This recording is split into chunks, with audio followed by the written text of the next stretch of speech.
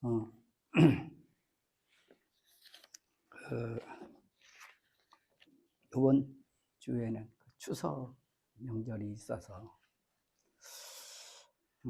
추석 명절에 관한 말씀을 좀 전해야 되나, 이 문제 때문에 좀 여러 가지로 생각을 많이 가지고 있다가, 사실은 우리 이 교회에는 우리가 한국 사람이기 때문에 명절을 지키는 것이지, 명절하고 우리 신앙과는 사실 전혀 관계가 없거든요. 기독교 절기가 또 있잖아요. 그래서 그럼에도 불구하고 명절에 대한 말씀을 좀 드리는 것이 어떻겠는가라는 생각 때문에 이것저것 생각을 하다가 그냥 이 11조 설교를 이어가는 것이 낫지 않겠나 하는 생각이 들어서 오늘 11조에 관한 말씀을 좀 이어서 드리려고 합니다. 중간중간에 그렇게 참 말씀을 드리는 것도 나쁘진 않지만, 11조에 대한 설교가 이제 제가 준비한 것도 있지만, 중간중간에 또 더 첨가돼야 될 것들도 많이 있는데, 그걸 다 그렇게 드릴 수는 너무 지루할 것 같고 좀 그럴 것 같더라고요. 그래서 그것을 이제 빼놓고 이렇게 된다 할지라도 거의 한 7, 8회 정도 말씀을 드려야 되는 상황이다 보니까 11조 설교 말씀을 드린 것이 더 옳겠다 싶어서 그 말씀을 이어가려고 이렇게 하고 또 말씀을 함께 은혜를 나누고자 합니다. 지난 시간에는 창세기에서 말하고 있는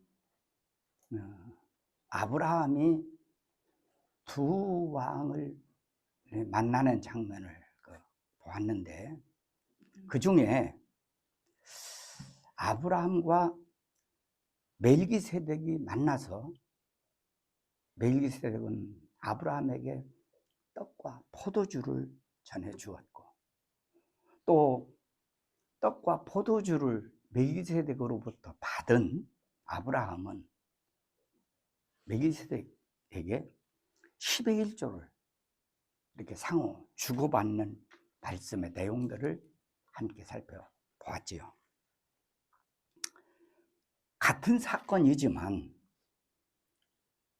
오늘 이 사건에 대해서 히브리서 기자는 어떻게 말하고 있는지 우리가 좀 오늘은 거기에 관해서 좀 생각해 보고자 합니다.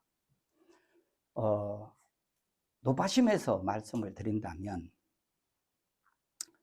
히브리서가 본문에서 말하려고 하는 본문의 목적은, 제가 제목을 히브리서 아브라함의 11조 이렇게 제목을 잡았습니다만은, 그러나 본문에서 히브리서 기자가 말하려고 하는 그 목적은 10의 1조가 아닙니다. 이건 분명해요. 10의 1조가 아니라 예수님은 아브라함의 허리에서 났다. 이거는 히브리인들의 관용어입니다. 그렇게 표현하고 있거든요.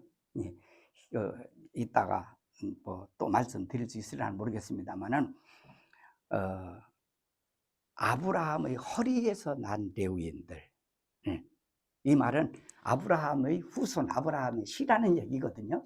그게 아브라함의 허리에서 난 레위의 후손으로 오신 제사장이 아니라 예수님은 멜기세덱의 반차, 멜기세덱의 차서대로, 순서대로란 말이죠. 멜기세덱의 반차로 오신 영원한 제사장이다. 이것을 말하려고 하는 것이 히브리서 이 기자가 본문을 통해서 말하려고 하는 내용의 목적입니다. 이 내용을 제가 의역해서 말씀을 다시 드린다면, 여러분, 유대인들은 그들의 하나의 유대인들을 뭐라고 말하죠? 유대인들을 히브리 민족이라고 그랬잖아요. 히브리 민족의 조상을 유대인들은 누구라고 하죠?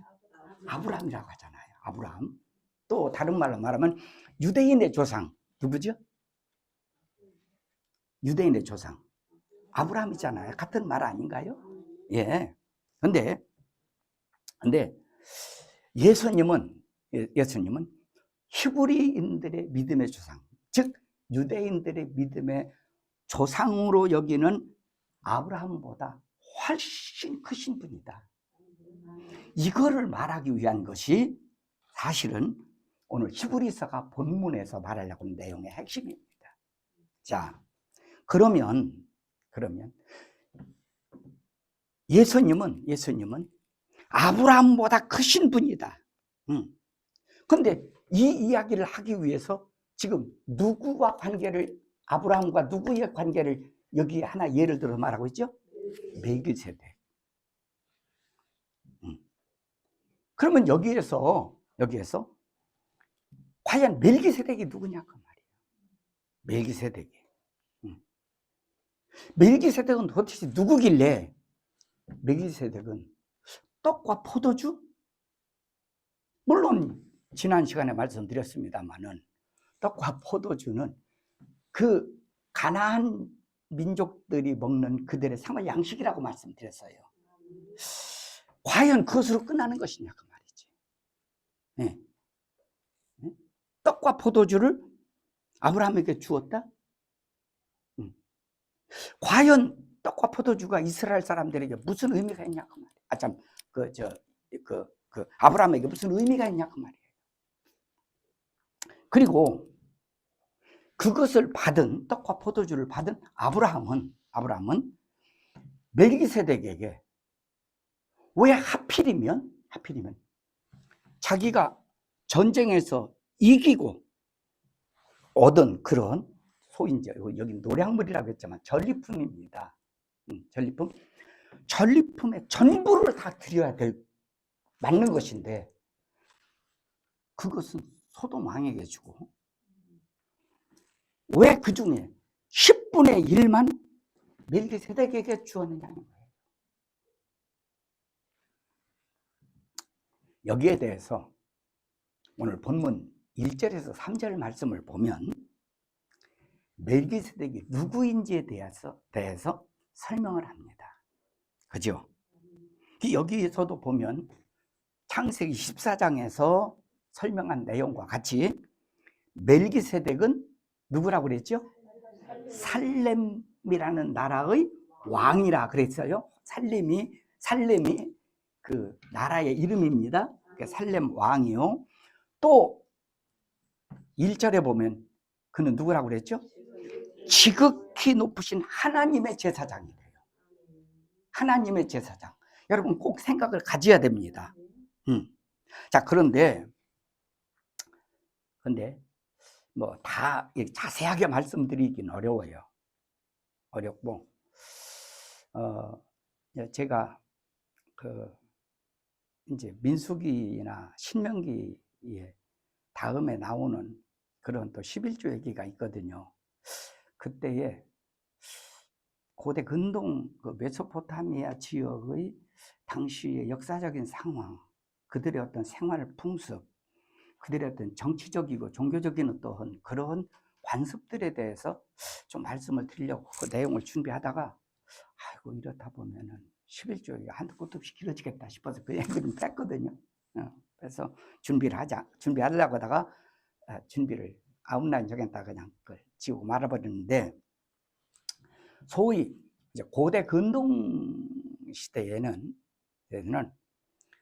이제 당시에 나라라고 한다면 그 나라가 죄송합니다. 맞아요. 나라라고 한다면 나라가 그냥 나라가 아니라 몇 개의 부족이 연합됐을 때 나라라는 말을 써요. 그리고 나라가 형성됐을 때 거기에 왕을 세웁니다. 그러나 나라를 이루지 않고 나라라는 그 관계를 이루지 않을 때에는 뭐를 쓰냐면 족장시대라고 해서 족장이라는 용어를 씁니다. 우리가 잘 알듯이 여러분 모세 시대 때 모세가 이스라엘의 그 람셋 2세라고 하는 그런 그 바로 왕이라는 그런 왕이 있었다고 그랬잖아요. 예. 그 바로 왕이 애굽을 다스리는 통치자였지만요. 그러나 그거는 그 애굽에 있는 소위 한 10개의 부족이 연합해서 애굽이라는 나라를 이룹니다. 예. 그게 거기에 전체를 통치하는 통치자로서의 그 애굽 왕 바로라고 말을 하지, 실제로는 10개 부족에 다 족장들이 있어요. 족장들. 근데 왕이나 족장들은 이중직을 가지고 있습니다. 무슨 직을 가지고 있느냐? 당시에 통치권도 있는가 하면요, 그러니까 제사장 제사권도 가지고 있었어요. 두 가지. 예. 그러다 보니까 오늘 이런 말씀들도요, 멜기세덱에 관해서 자꾸 세상의 당시 어떤 고대 근동사회의 종교적인 상황, 이것을 자꾸 끄집어서 설명하려고 하는 그런 경우들이 많이 있더라고요, 보니까. 근데 그건 아니에요. 네.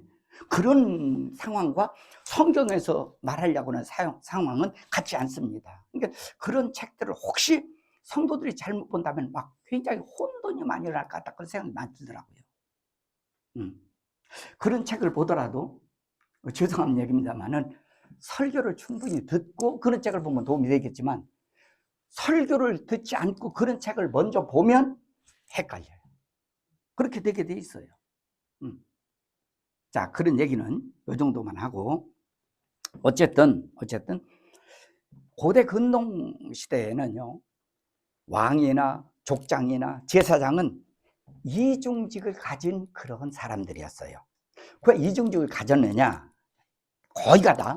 뭐 그러면 아니 왕이 아니고 족장이 아니라도 제사장들이 있던데요.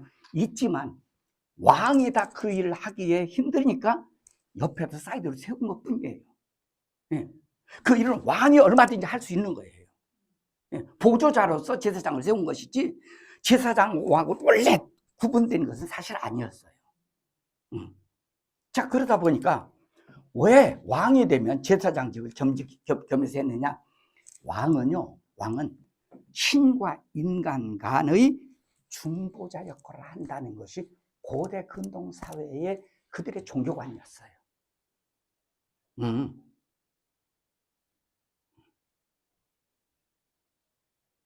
이제 이것이 예수님 시대 때까지도 이어지는 상황을 보게 되거든요. 그 말씀을 다 드리기는 그렇고요. 그래서 멜기세덱을 왕이요, 또 하나님의 제사장이다, 이렇게 여기서 칭하고 있는 것을 보게 됩니다. 자, 그런데 이 살렘 왕은 여기 설명하기를 뭐라고 말하냐? 의의 왕이라고 말했어요. 그죠? 살렘 왕의 이름을 설명하잖아요. 네, 살렘 왕의 이름은 설명하기를, 그는 무슨 왕이요? 예, 2절에 보니까 2절 한번 다시 볼까요? 아브라함이 모든 것의 10분의 1을 그에게 나누어 주니라. 그의 이름을 해석하면 뭐하면?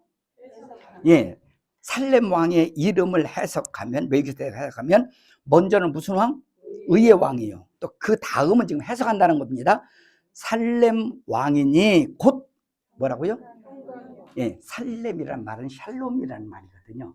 예, 그 말하고 같은 말입니다. 그래서 곧 평강의 왕이요 라고 말합니다. 평강의 왕이요. 그리고 3절에 이 살렘 왕 멜기세덱은 누구도 없다고요? 아버지도 없고, 또 어머니도 없고, 또 족보도 없고, 또 시작한 날도 없고, 또 생명의 끝도 없어. 영생이라는 말이죠. 없어. 하나님의 누구와 닮아서요? 하나님의 아들이 누구죠? 예수 그리스도와 닮았다. 예? 닮아서 항상 영원한이라는 말입니다.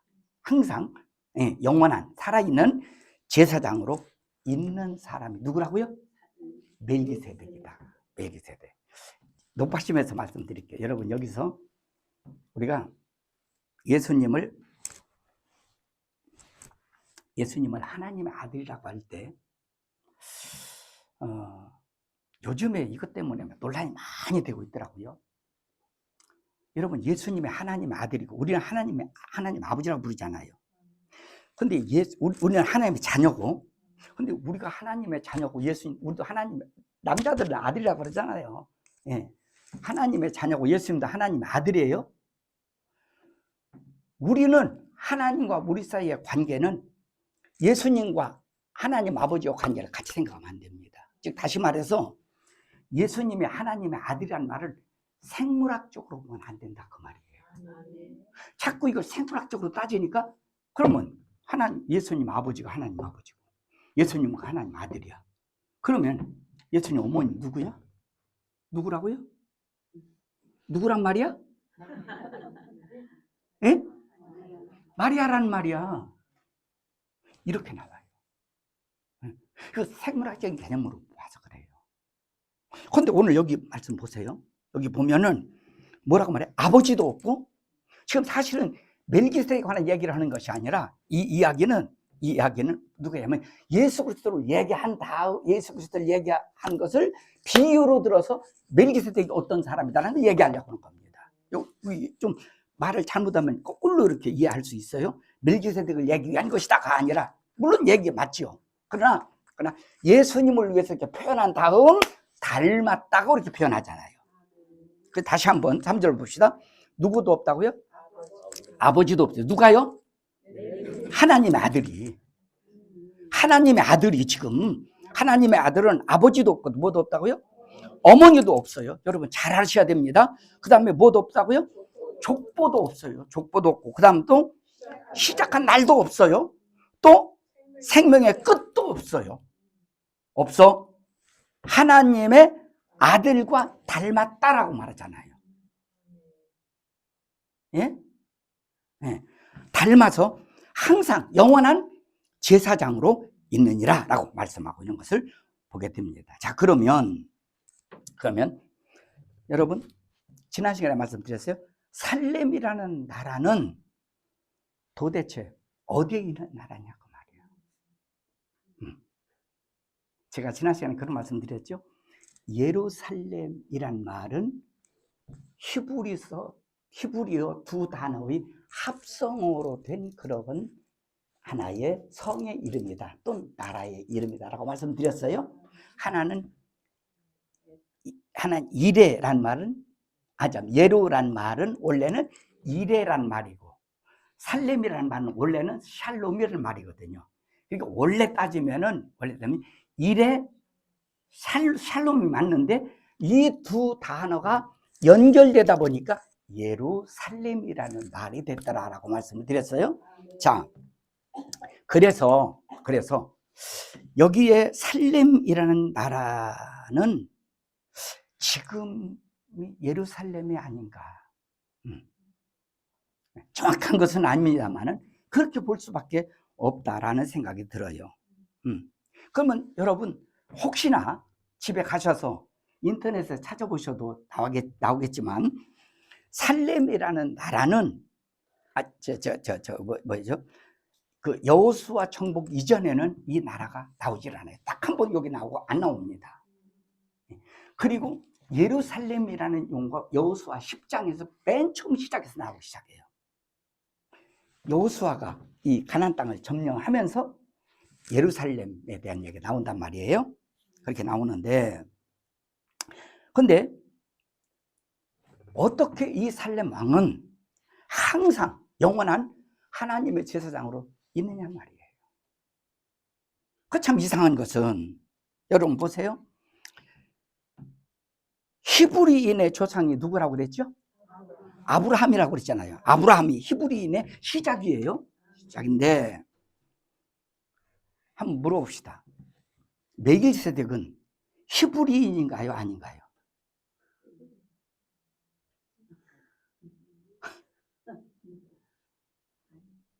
아니, 이제 오늘 성경을 얼마나 여러분 읽어보셨나 모르겠지만, 자, 아브라함보다 그 멜기세덱이 위에 있는 사람입니까? 아래에 있는 사람입니까? 위에 있는 사람이에요. 그건 어떤 직분, 신분만이 얘기하는 건 아닙니다. 모든 것이 그래요. 모든 연정적으로나 모든 것이 그렇습니다. 근데 아브라함이 이제 그 히브리 민족의 기원 시작을 이룬 사람이라 그 말이에요. 그런데 여러분 멜기세덱은 히브리인도 아니고 하나님의 백성 공동체에 들어있는 사람도 아니고 멜기세덱은 민족적으로나 하나님 편에서 볼 때도요 이방인입니다. 여러분 이 샬롬이라는 나라는 하나님이 아브라함과 또 여호수아에게 약속하기 이전의 이방 나라 땅이었어요. 이 살렘이라는 나라는 이스라엘 야곱의 12지파가 가나안 땅 들어가서 정복해서 나라를 세운 나라가 아닙니다. 그 이전에 아브라함 이전부터 있는 나라니까요. 그런데 살렘이라는 나라에 하나님의 백성도 없는데 어떻게 이 멜기세덱이 하나님의 제사장이 됐대요? 자기 혼자. 그거 이상하잖아요. 응? 또 가나안이란 이방 나라에서 오직 멜기세덱 혼자만 있는데 멜기세덱 혼자, 아니 제사장이라는 것은 물론 자기를 위해 제사를 드리기도 하지만 제사장이라는 것은 무슨 역할이요? 인간과 하나님 사이에 중재 역할을 하는 중보자라니까. 근데 백성 없는데 무슨 어떻게 하나님 제사장이 되느냐고 말이에요. 이거 좀 이해가 잘 안 가지 않나요? 다시 말씀드립니다. 멜기세덱은 이방인입니다. 예. 또 멜기세덱은 하나님의 제사장이라고 했지만 하나님의 백성 없는 제사장이라는 거예요. 이게 뭐냐고 말이에요, 이게. 여러분, 멜기세덱이라는 말은 소개하고 있어요. 그러나 여기서 잘 여러분이 확실하게 이해를 하고 넘어가야 될 것은 뭐냐면, 잘못 들으면 뭐냐면 실제 인물이 아니라 멜기세덱은 가상인물이고 가상적인 존재라고 얘기하는 사람도 있어요. 믿지 마세요. 왜? 여러분 창세기 지난주에 봤잖아요. 창세기는 역사서입니다. 역사서, 히스토리예요. 실제적인 존재 인물이에요. 여러분 만약에 멜기세덱이 가상적인 존재라면 아브라함이 멜기세덱을 만난 것이 가짜로 만난 겁니까? 가짜로 11조를 줬나요? 가짜로 떡과 포도주를 받았나요? 환상 속에 지금 아브라함이 멜기세덱을 만난 얘기 아니잖아요. 실제적인 상황 속에서 만나서 주고받는 그런 관계를 가진 것 아니에요? 만약에 멜기세덱이 가상적인 존재라면 아브라함도 가상적인 존재가 돼야 돼요. 그 맞지 않는 얘기입니다. 네, 이런 얘기를 여러분이 절대 받아들이면 안 돼요. 아시겠죠? 이상하게 말씀이 이상한 방향으로 흘러가고 말기 때문입니다. 자, 그러면 오늘 이 멜기세덱에 관해서 아무리 설명하려고 해도요, 멜기세덱에 대해서는 한마디로 말하면 신비의 사람이다라고 밖에는 말할 수가 없습니다. 어떤 사람이요? 신비의 사람이다. 왜 그러냐? 살렘이라는 그러한 나라, 그 나라도 이 땅에 잠시 등장했다가 영원히 하나님이 감춰버린 나라가 살렘이라는 나라였고요. 또 멜기세덱 왕이라는 이 멜기세덱도 하나님이 그를 잠시 등장시켰다가 다시는 나타내지 않고 이 사람은 하나님이 영원히 숨겨진 인물이라는 것을 보게 됩니다. 이것이 성경에서 말하는 내용입니다. 근데 그에게 아브라함이 무엇을 드렸다고요? 10의 1조를 드렸다는 거예요. 10의 1조. 자, 여기에 대해서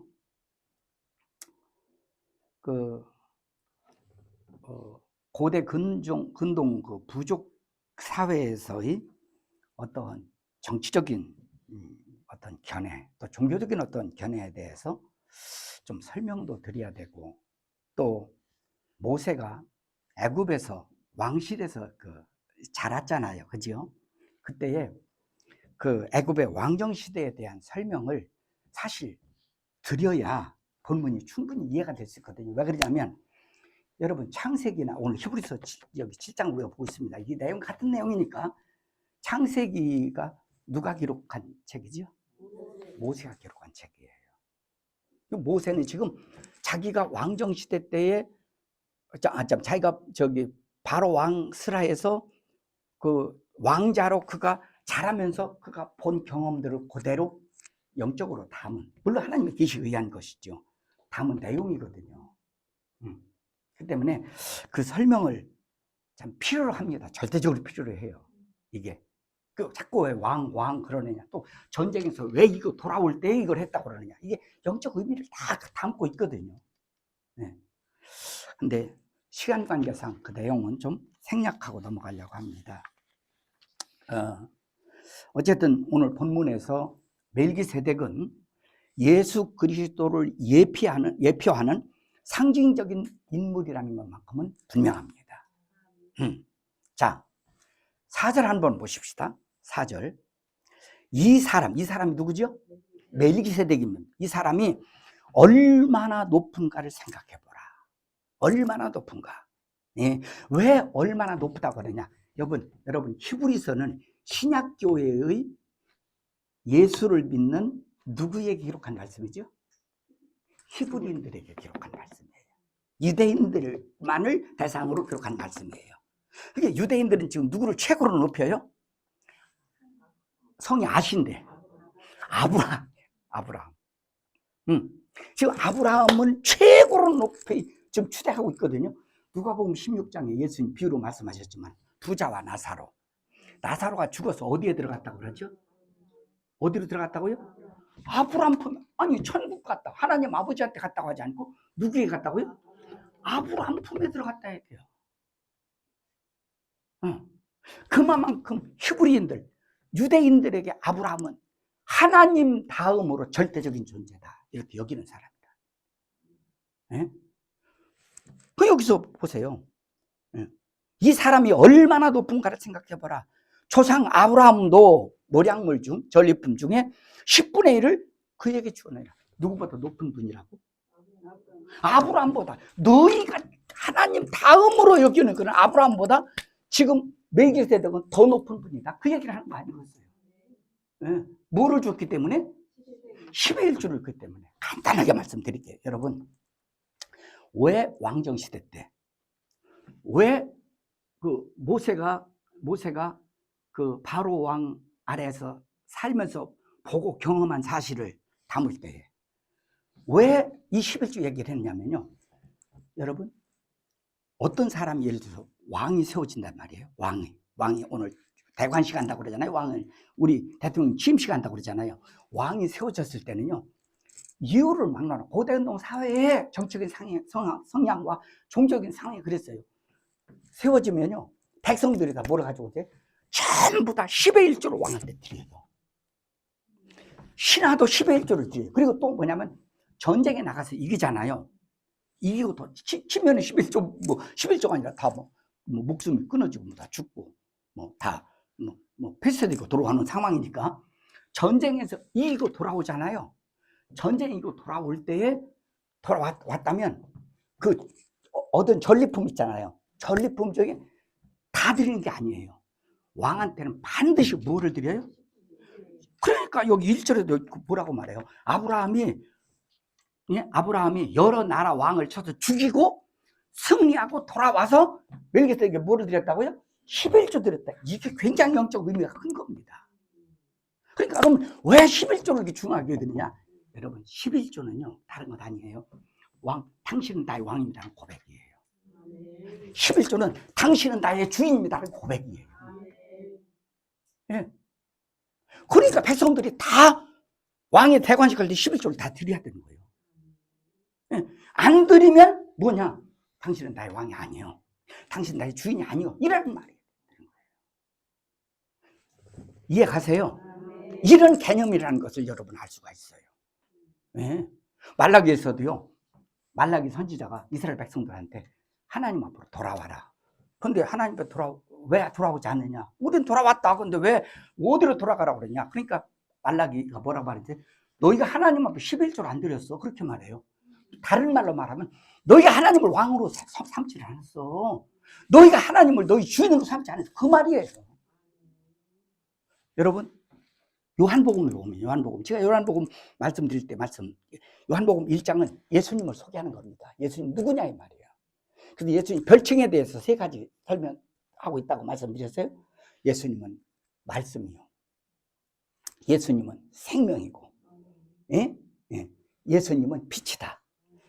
예수님에 대한 별칭을 써서 예수님 누구랑 설명한 것이 마태복음 1장이라고 말씀드렸어요. 그 다음에 마태복음 3장은 거듭남에 대한 얘기가 나와요.